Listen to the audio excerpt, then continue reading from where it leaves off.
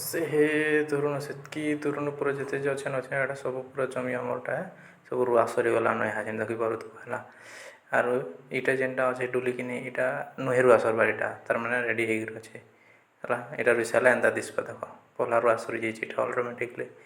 ତ ଦେଖ ଗୋଟେ ଜିନିଷ ଦେଖାମି ତମକେ ହାଚିନି ଇଏ ଦେଖ ଆମର ବାବୁ ଇଟା ପୁରା ଚାବୁଛେ ହାଚିନି ବୁଝେ ହେଲା ଫୁଲ୍ ମଜାନ ପୁରା। ଇଟା ଦେଖ ଇଟା ଗୋଟେ ବନ୍ଧଟେ ଥିଲା 2010-11 ଏଠି ପୁରା ପାଏନ୍ ଥିଲା ଇନ ପୁରା ବହୁତଟେ ଆମେମାନେ ଗାଧି ଆସୁଥିଲୁ ଇହାଚେ ଲେକିନ୍ ଇ ଜାଗାନୁ ପୁରା ଘାସ ଫୁସା ହେଇକରି ପାଟି ହେଇଗଲାନ ବନ୍ଦ ଆଉ ଗାଧବାର୍ ଲାୟକ ବି ନାଇଁନେ।